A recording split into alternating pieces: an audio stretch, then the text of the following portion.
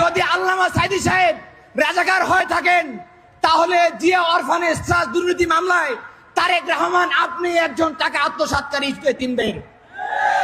আওয়ামী বয়ানকে আপনারা পুঁজি করে শহীদ মতিউর রহমান নিজামীকে আপনারা রাজাকার বানাচ্ছেন।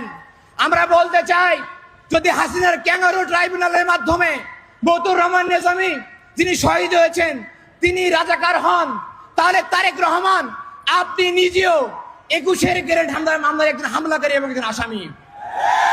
যদি আল্লামা সাইদি সাহেব রাজাকার হয়ে থাকেন তাহলে জিয়া অরফানেজ ট্রাস্ট দুর্নীতি মামলায় তারেক রহমান আপনি একজন টাকা আত্মসাৎকারী হিসেবে চিনবেন।